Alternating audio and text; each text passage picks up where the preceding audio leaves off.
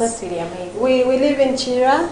We pray at St. Francis Chapel, and we serve in the marriage ministry. That's really amazing. Thank you. Like a quickie before we go into the topic, it's all family. How do you look nice and still youthful when you still have the 3 kids? What is that remedy that all women should use? Brenda, Yes. you're simply interesting, but I appreciate the compliments. Thank you so much. I wouldn't say that there's that remedy or something, but the Lord is gracious. I know for sure that I wouldn't say there's an effort I have put in to look anything. What I look is what the Lord has made me. If anything, if I wanted to look what I think I should look, maybe I wouldn't have time for it. But apart from the grace of God, I am a sports lady. Yeah, wow, yeah, I am very vigilant in sports. And in fact, when one of these days you organize some tournaments, you may consider inviting me. I'm sure the sports guy, the Byron and the Edgar have heard you. They're going to work on that. And then, by the way, I didn't say Merry Christmas, Happy New Year, because I hadn't seen you for 2022. Yes, Brenda. And do you know when my birthday is? No, I don't. You do yourself a favor to wish me a happy birthday in advance. Oh, I'm going to sing for you a song. Oh, of course, when Mr. Alex is here, I'm going to sing for you a song. And my camera guy, I know, you know, that one is a singer, he's the gospel artist, upcoming gospel artist. He's going to sing for you. Excellent. Yes. Excellent. I'm looking forward. Yeah, and the topic of today is going to be is breaking down the wall of isolation to build oneness in marriage. First of all, what is isolation in general? Yeah, for the interest of our viewers there, would you break down our topic this evening? But in the context, this question will lead us to the discussing background and giving context to the topic. Yeah, because our viewer out there would be like, what is isolation? Yeah, you're in marriage, but there is isolation. Yeah. When we get married, when we fall in love and we decide we are going to get married, and indeed we go ahead and get married, the intention is that we shall become one. True. Husband leaves mother and father and is joined to their wife, and they become one. That is the intention of marriage. If it were not so, we didn't have to get married. Yeah. Probably we would have children and move on, or we wouldn't even think about it. But the intention of marriage is that we would be one, would give each other companionship, and everything else is an added privilege. Be it children, be it the wealth that we build together, and any other thing. The intention of marriage is oneness and that companionship. Now, along the way, that ceases, I guess, when the spark is off and when you're not fanning it day by day. Yeah. That oneness, that closeness begins to fade. So for people who talked about literally everything, you begin to do, each of you, their own thing. For people who found it fun to go together to church, to work, you begin to find it okay to go alone. Sometimes for no apparent reason. The only reason that you are doing this is you're more comfortable to be alone. For people that used to plan together, now you find it an inconvenience to plan with the other person. It is actually easier for you to plan with your colleagues, with the boys or with the ladies, to buy your own property, you no longer meet, you no longer talk, you no longer do things together. One of you eventually feels distanced. And the result of that is isolation. Certainly, there are different reasons that cause isolation, but it starts from you are no longer one. You're not one in mind, you're not one in action, you're not one. You are only one in name, but everything else has parted. You are parting ways, and each of you is being isolated. That is the context of isolation. The fact that you have departed from the oneness, the intention of the marriage, and you're more comfortable to do things alone. Wow, that's really amazing. And right about now, we are joined with Mr. Alex Mugabe, and you're welcome, Mr. Alex. Thank you. Please introduce yourself and greet us. Good evening. Thank you. Yeah. My name is Alex Mugabe. I'm a husband to Sharon. Correct. Yes, very correct indeed. That's really amazing. Good evening, viewers. Yeah, when you reached here, Mrs. Sharon was telling us that, was giving us a context to our viewers, for the interest of our viewers to know what is breaking down the wall of isolation. So you're going to be telling us when does one identify that this is isolation in their marriage? Yeah, when does one feel that, okay, this is the isolation? Because there are people who are going through right now isolation in their marriage, but because they do not know anything about isolation, they're like, what is that? Yeah. Thank you so much. Yeah, you're welcome. And thank you, Sweet, for what you have shared already. Any day. The word that comes to mind when you ask that question, the first word that comes to mind is loneliness. Loneliness. Loneliness. One of the benefits of marriage is companionship. Yeah. So if I am feeling lonely in my marriage, if I'm feeling lonely in my home, Yeah. That is isolation. then you know isolation is setting in. That's the heart of it. You no longer feel the company of your partner. You no longer feel the support. You no longer feel the love. You no longer feel the presence. You feel like you're all alone. And it's even possible to start asking, did I make the right decision to get married? So that's now when you start sensing that isolation is setting in. Yeah. And what brings this loneliness in your marriage? When you begin to feel that you're lonely, you're not, however much you have your partner, but you're feeling you're left out in everything. Is it the decision that you make? Is it that she no longer comes to ask something that she used to ask from you? You see the car in the compound is parked and you're asking yourself, when did this one happen? Yeah. Yes. We've been at home, and sometimes she's asking me, where are you? And the two of us are there. Really? Yes. Because I'm so lost in my own world that though we are together, we are really not together. We are not talking, we are not chatting, we are not laughing, we are not enjoying each other. I'm in my own world, she's in her own world. But that's our experience. It could get worse. When I came in, she was talking about hanging out. It's possible that I no longer enjoy her company. I enjoy the company of someone else. I enjoy the company of maybe my extended family, maybe my boys, maybe some girlfriends. Yeah. And then these days we have technology. I'm with her, and I'm actually chatting, in touch with the rest of the world. Yeah, but you're not chatting. But I'm not in touch with her. And she feels left out. She starts wondering, what is that you're always talking about? What is that you're always engaged with other people out there when I'm here?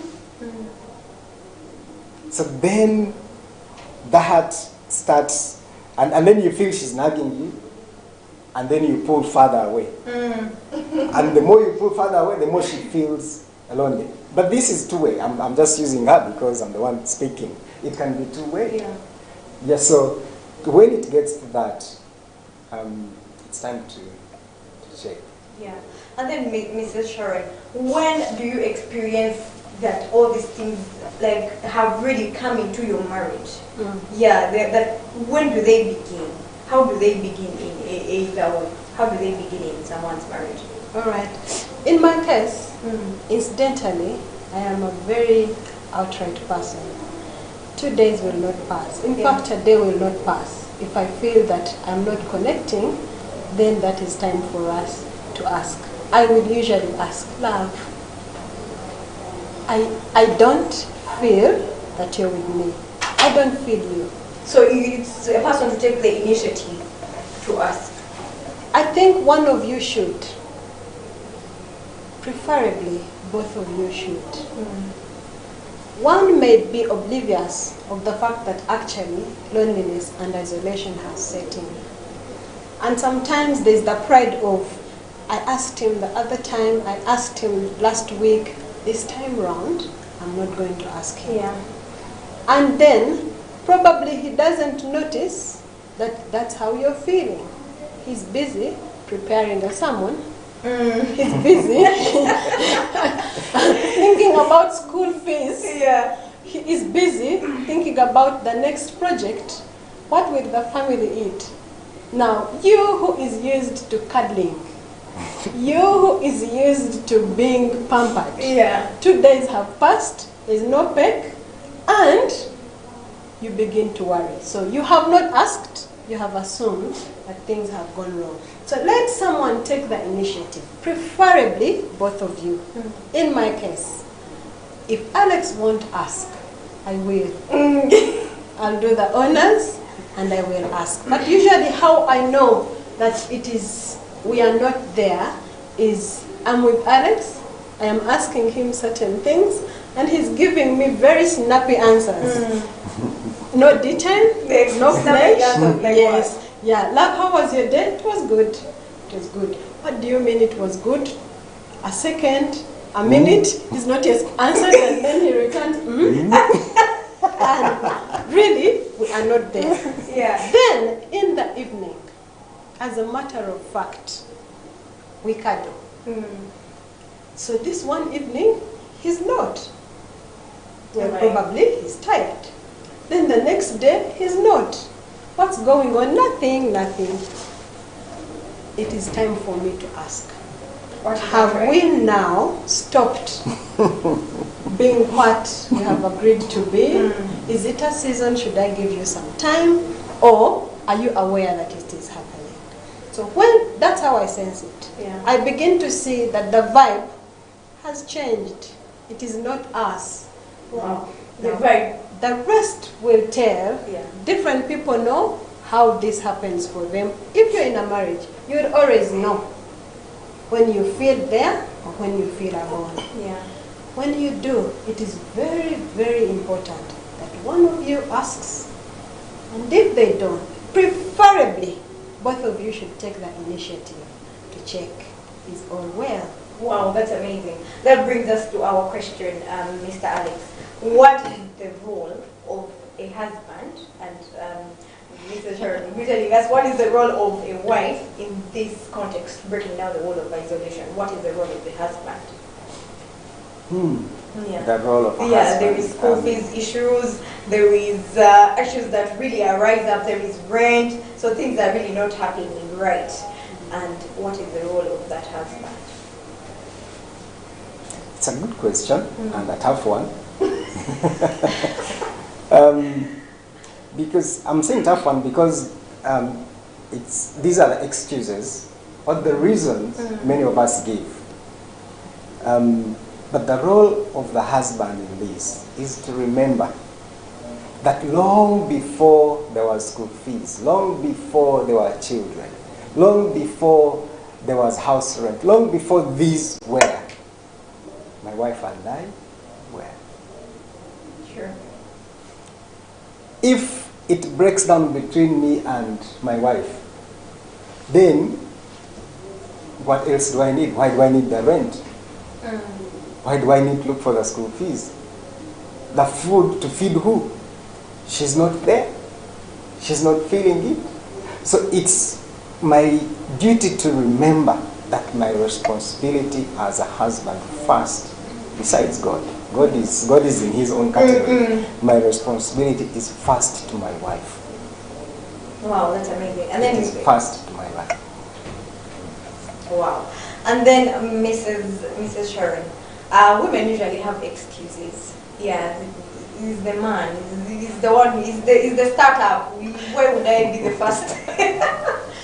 Yeah, why would I be the first to intervene? He should say sorry to me. What is the role of a wife to break down the wall of isolation in marriage? Thank you, Brenda. You realize I called you by your first name? Yeah. And I'm asking you to feel free to call me just Shalom. Okay, I will. So what is my role? I am supposed to be Alex's helper. My job as a wife is to help Alex. Yeah. He may assign me what to help with. But even if he didn't, I know it is my job to do that. Thank God, my personality is such that I won't let it lie. So I will ask. But I do not subscribe to the school of thought that it should be a man or a woman to do it. Whoever the Spirit of God convicts should not sit on the conviction waiting for the other. They should yield to that conviction. And so if the Lord is telling me, if the Spirit of the Lord is telling me, move and reach out to Alex, I will not say, Holy Spirit, tell Alex to reach out to me. I will not. Yeah. I will simply do the obedient thing to do. Yield to that conviction and reach out to Alex. The possibility is that I'll burn my hands in the process. I could reach out and he is not in any way interested. He won't have any of it, but I'll have done my part. Yeah. I would ask wives to do the same. If he won't reach out to me and the Holy Spirit is convicting you, reach out. Yield. What if he is not into it? Do you do it over and over again as a wife? Now you're going to allow me to ask what happens if you're not into it? Yeah. What has Sharon done? Because sometimes husbands feel like this woman is nagging. Yeah. Yeah, she's not understanding the moods that right now I'm trying to put food on the table, I'm trying to get school fees, but she's not minding my business. She's only minding about cuddling and the vibes. She's not getting what I have to say. And maybe let me also interject. Sometimes it is not only the vibes we are looking for. It is also how are we paying the fees. It is also how are we managing our estates. Yeah. It ranges from the small things to the bigger things. So the isolation is not only in the vibe in the bedroom. No, it is also when we are developing, are we doing this together? When we are dealing with our relatives, are we doing this together? Concerning our careers, are we working together? So I wouldn't want to limit it to those small that we call feminine and trivial things. It could as well get deeper and expand to that extent. But love, what do I do if you're not forthcoming? You already said it. You don't easily give up. But let me address myself and maybe men out there that it's at this point that we need to break. We need to let the ego land. Why? Because the Bible instructs us to love our wives. So when she becomes a burden, then I'm not loving her. So I need to reach out and show that love. And like she said, the love is not only shown in cuddling. The love is shown in consulting. Okay, I'm looking for school fees, but she has a part in it. I need to be talking with her. How are we raising the school fees? What are we going? And let me tell you, in most cases, her ideas are the best. So let's not hold back. let's not feel like I'm the man, this is mine. No, it's the two of you. It's the two of us. So it's time to share, and it is in that sharing, in the small things and in the big things, that the love is expressed. Wow, that's great. So, Sharon, what are these indicators in marriage that you get to know that, okay, now isolation still has crept in? Yeah. What are those indicators for a marriage out there that you see, okay, the practical things that are in marriage right now, someone is facing? Okay. One of the biggest challenges in marriages that creates isolation is the issue of finances. So you do not know what is going on my side. He doesn't know. He doesn't know what is going on my side. I don't know what is going on his side. We don't even have a meeting point. None of us knows what the other earns, what the other saves, what the other owns. At the end of the day, you're not one, you're independent parties. It's one organization called Alex and another called Sharon. Yeah. Forget about Mr. and Mrs. Mugabe. If that is happening, some people say they are comfortable with it. Maybe that gives them peace. But that marriage is slowly cracking. Because if you cannot plan together, you will never implement together. Oh. That's one of the areas. The second is this. You don't want, you prefer to spend your time and your energies on others except your partner. You are on the run. It is easier for you on Saturday afternoon, on Sunday morning, to be with others, whoever they may be, but not your spouse. In fact, when they enter the bedroom, it is time for you now to go and watch TV. Yeah. And when they come to find you there, now it is time for you to go and do the laundry. You had forgotten. Now it's time to go and do The laundry that you had forgotten. Yes, when they come to find you there, then the baby is crying. The babies need your attention. So we have not given the children time for a long time. It's time to take a walk with the babies. You begin not to enjoy each other's company. You leave alone enjoying, even being in each other's company. Wow, we are going to come back on that, Sharon. Let's go in for a short break. This conversation is so interesting, but let's go in for a short break.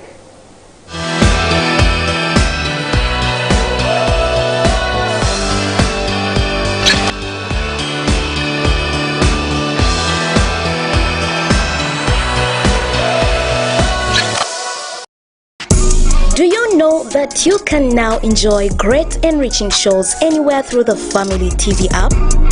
Here is how to download it. Open Play Store on your phone. Search for the Family TV app. Click Install.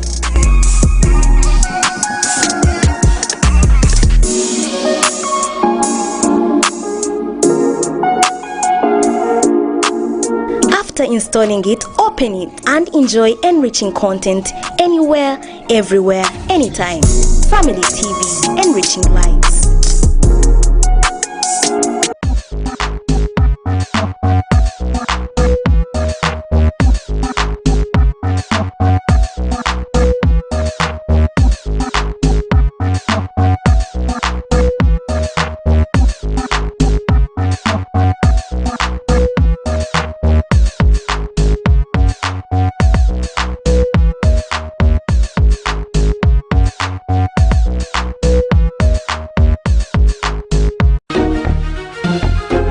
Do you have a business that you are looking to grow? Advertising with Church of Uganda Family TV is the way to go. We are located on Church House, level 13, along Kampala Road. We offer favorable rates and an extremely creative production team that will work with you to take your business to the next level. To give us a ring, call us on 0781 084215 or 0750 655232. Church of Uganda Family TV, enriching lives.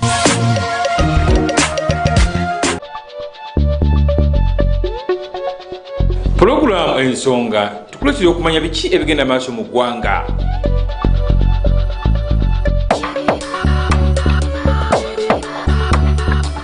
Okumanya ebyenjigiriza n'ebyenkulaakulana ekyo nikyo kikulu.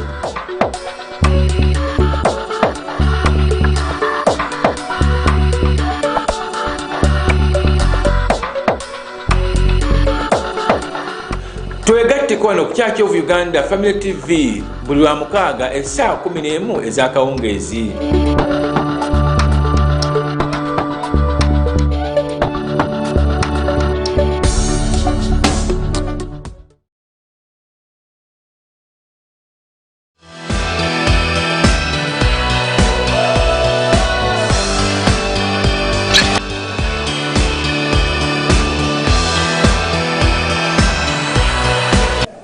Welcome back, still on isolation. Yeah, before waiting for a break, we're talking about the indicators that when you're seeing this indicator in your marriage, you know that isolation is creeping in. And we're going to be asking Alex, what are those indicators that you see in this marriage? If you see this one, really the things that are not going on well in your marriage. Thank you, Brenda. Yeah. Sadness. People are sad. You meet people, you see people, or maybe outside they are not, but in their home, they are wearing sad faces. Conversations are low. Yeah. There's tension in the air. Yeah. Sometimes it goes with some heavy breathing. And so where there would be words, now it's sighs and heavy breathing. Yeah. And when in marriage, we share. When I have a burden, I share it with her. When she has a burden, she shares with me. When we get to that point where we are no longer sharing the burdens, we are carrying them in our hearts. I can't tell her this. What will she say? He can't tell me this. So when the ease, you lose the ease that you used to have.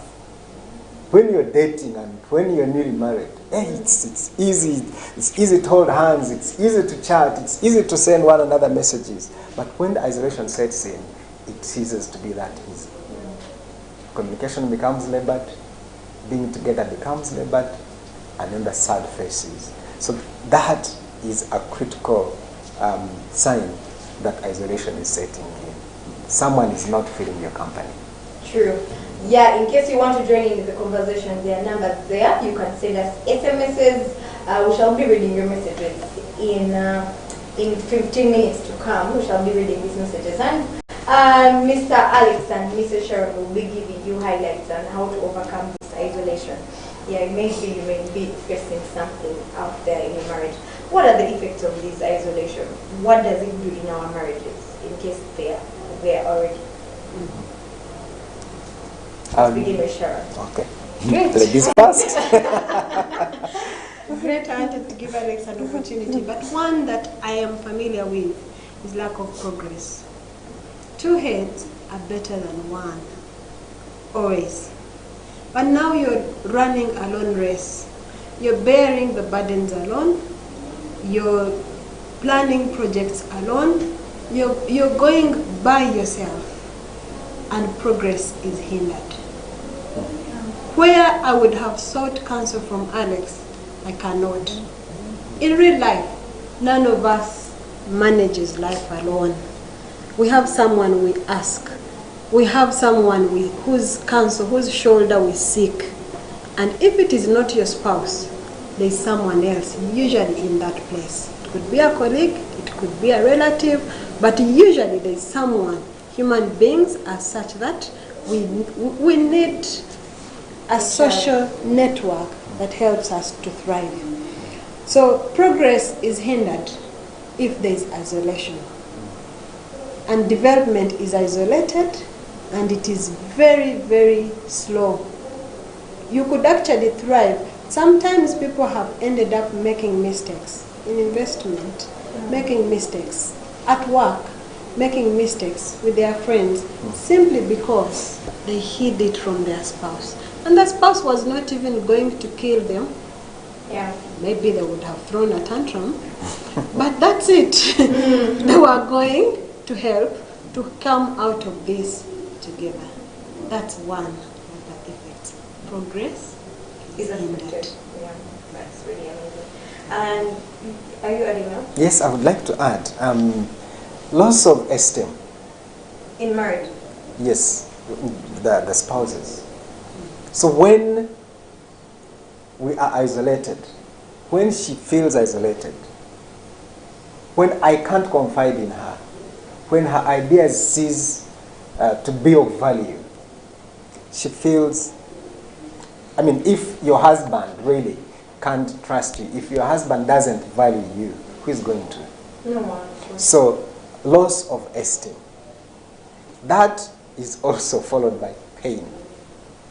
Most people who are isolated in their marriages are putting up with a lot of pain.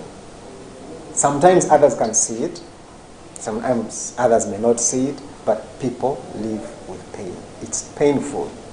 It's painful when your spouse is consulting someone else about a matter that concerns the two of you and is not consulting you.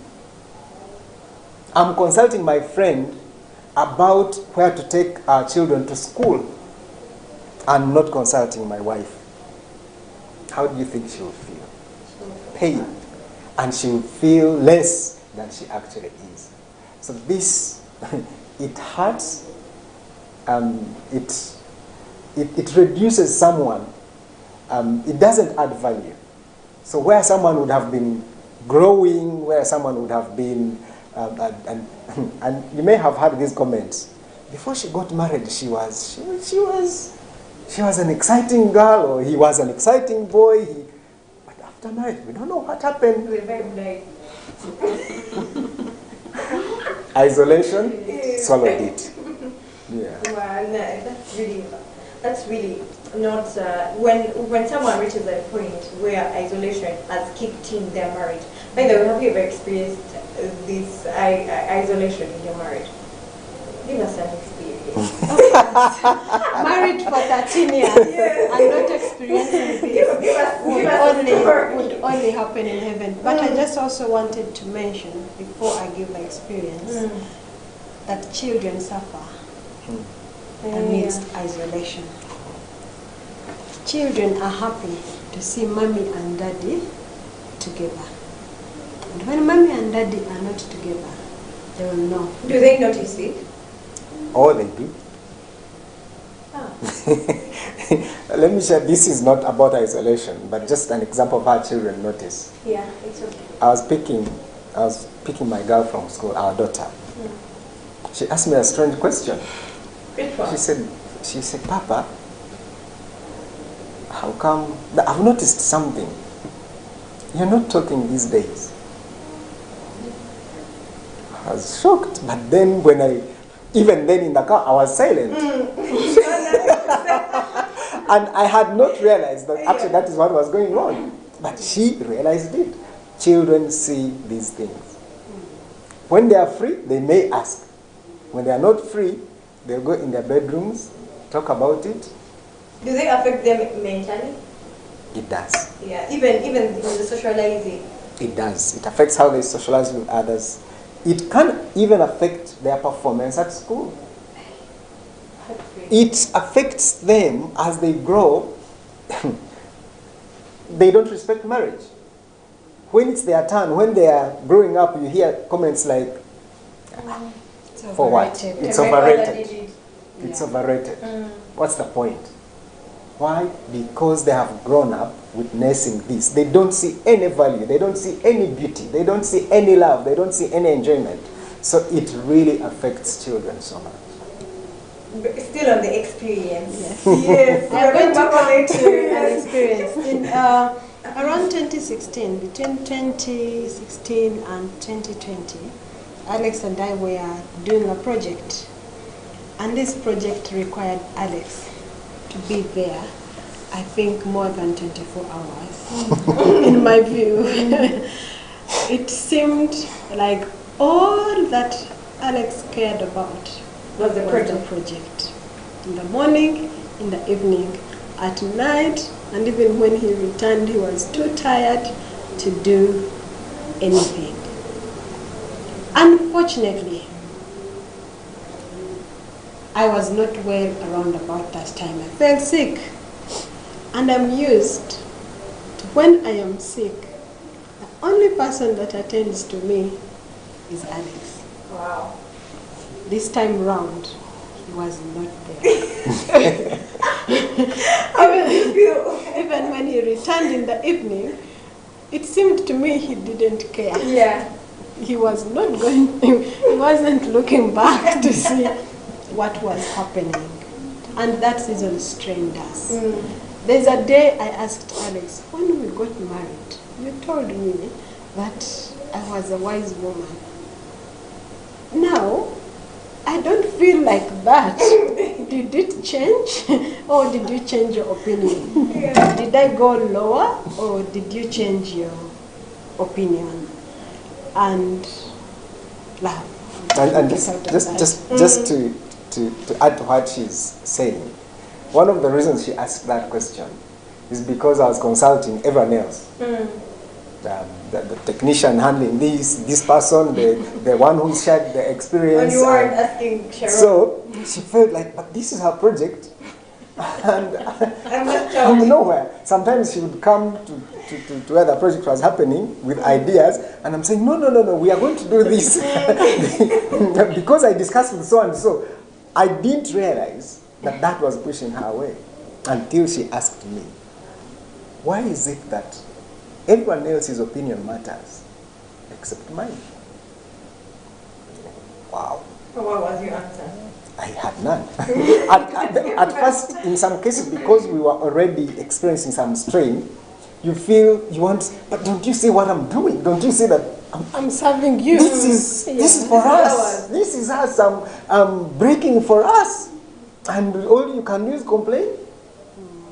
Until, like I said earlier, the ego lands. And you see, oh, she has a stake in this. Yeah. She has ideas. And so what if my idea doesn't carry the day? So what if we implement her idea instead of mine? Or instead of whoever has given the idea? So it's it was a strenuous time for us. Indeed, it was. So that brings to the point that with the couple that is really going through these challenges, of course, how did you go through it, the challenges, and for the couple who is going through it, how do you help them to overcome it? You know, when I got married, I had been through 1 or 2 relationships, and I'm very confident that Alex came from the Lord. In fact, I believe that the Lord picked his own son and handed him to me as his son. I have asked God, if indeed you gave me your son, his heart belongs to you, his mind belongs to you, his body belongs to you, I ask of you, deal with him. The things that I cannot do, the things that I cannot change, the explanations I cannot make, help me reach your son. That's my first point of appeal. Praying for him and handing him back to the Father that gave him to me, that he may deal with him. Because I believe until now, There are things about Alex that I may not know, but the Lord knows. And when I have told the Lord, it is done. It is enough. Beyond that, I talk, I ask, I write notes, I send messages, Yes. I send writings, and then I ask Alex, date me again.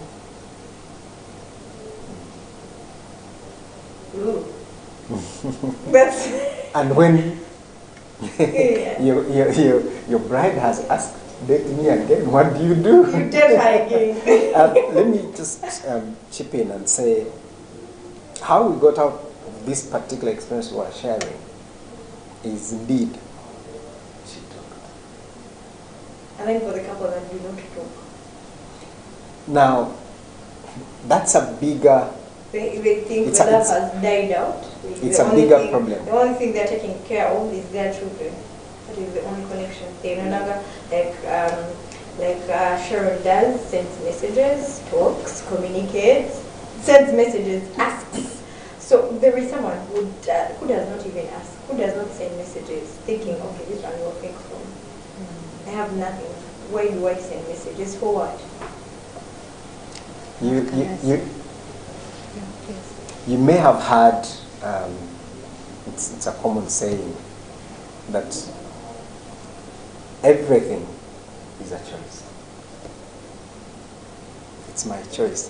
When she talked, it's my choice to respond. I could have shunned her. It's possible that I would not respond. I would not give a positive response that encouraged reconciliation. Yeah. So we have to choose. Do I want this? Do I cherish this? Do I value this? So what's my choice? Because it's that choice that's going to help me to move towards her. It's going to help her to move towards me.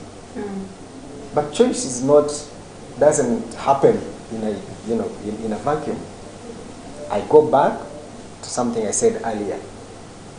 Let the ego land. What do I mean? Brokenness. Yeah. Break. Be easy. Don't be a hard nut to crack. Surely you picked this lady from her home or from wherever you met her. Now you have brought her here to abandon her. Break. For the sake of the relationship. Break. For the sake of the lady. By the way, what happens when we meet them? They are the best thing that has ever happened to us. Yeah. So how do we get to that point where it's pointless?